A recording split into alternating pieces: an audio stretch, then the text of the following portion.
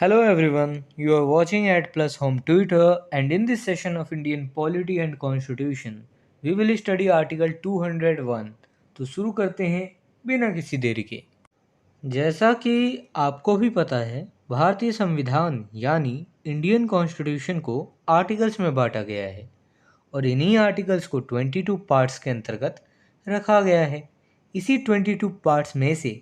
6th part में the states के बारे में बताया गया है,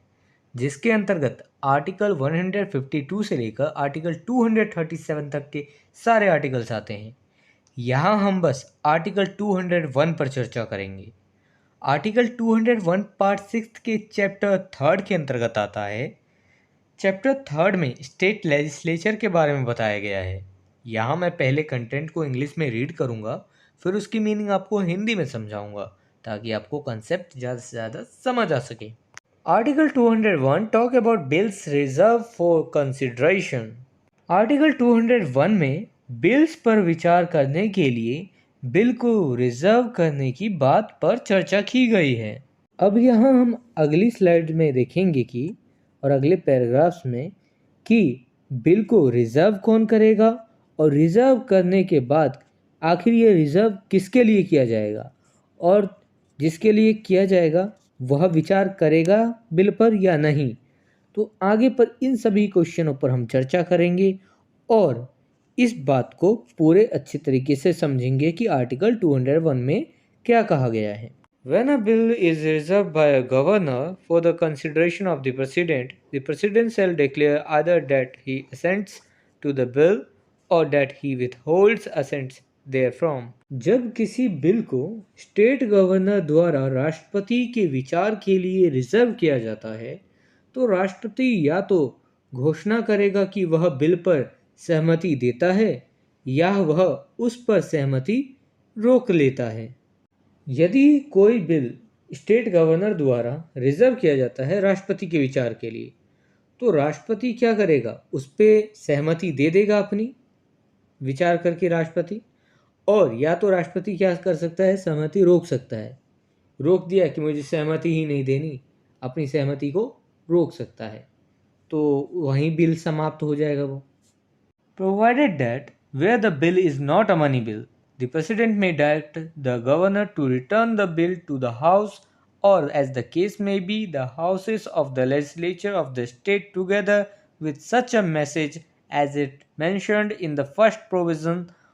to Article 200, and when a bill is so returned, the House or Houses shall reconsider it accordingly within a period of 6 months from the date of receipt of such message, and if it is again passed by the House or Houses with or without amendment, it shall be presented again to the President for his consideration. देखिए, article 201 यानी 201 में किसी भी बात के होते हुए भी जहां बिल मनी बिल नहीं है, वहां राष्ट्रपति स्टेट गवर्नर को यह निर्देश दे सकेगा कि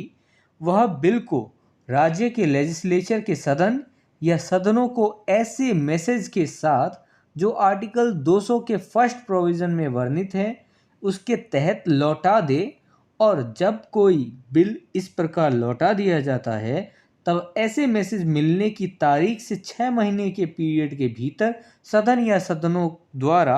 उस पर उसके अकॉर्डिंगली पुनर्विचार किया जाएगा, और यदि वह बिल सदन या सदनों द्वारा अमेंडमेंट सहित या उसके बिना फिर से पास कर दिया जाता है तो उसे राष्ट्रपति के समक्ष उसके विचार के लिए फिर से प्रस्तुत किया जाएगा। देखिए, यदि इस आर्टिकल में कोई बिल मनी बिल नहीं है तो वहाँ जो है राष्ट्रपति स्टेट गवर्नर को यह निर्देश दे सकेगा कि वह बिल को राज्य के लेजिस्लेचर के जो भी सदन होते हैं या फिर दोनों सदन होते हैं, स्टेट लेजिस्लेचर सदन अब कौन कौन से होते हैं, लेजिस्लेटिव असेंबली और लेजिस्लेटिव काउंसिल, तो उन सदनों को जो है एक मैसेज के साथ दोबारा वापस कर दे, और जो भी है 6 महीने के भीतर फिर वो दोनों सदन जो हैं उस पर विचार करेंगे उस मैसेज पर और बिल को फिर से पास करेंगे, चाहे मैसेज जो दिया गया है गवर्नर के द्वारा उसके साथ, उस अमेंडमेंट के साथ या विदाउट अमेंडमेंट पास करेंगे और फिर से दोबारा जो है राष्ट्रपति के समक्ष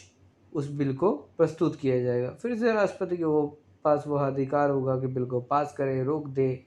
तो फिर से अधिकार होगा। और ये जो मैसेज दिया जाएगा, ये जो मैसेज दिया जाएगा किसको, सदन या सदनों को, ये आर्टिकल 200 के फर्स्ट प्रोविज़न में वर्णित जो है उसके तहत दिया जाएगा, उसके तहत लौटा दिया जाएगा और उसमें मैसेज भी दिया जाएगा। तो आप आर्टिकल 200 के फर्स्ट प्रोविज़न को देख लें, वो सेकंड पैराग्राफ होगा उसमें, फर्स्ट और सेकंड और थर्ड पर 3 पैराग्राफ हैं, तो आप सेकंड वाले पैराग्राफ को देख लेना और फर्स्ट को भी देख लेना और आपको समझ में आ जाएगा उसमें। If this video is helpful for you, then please like and share this video, and if you want see some more these type of videos, then subscribe the channel and click the bell icon and select the all option for upcoming videos. And I hope you have a great experience by watching the Ad Plus Home Tutor.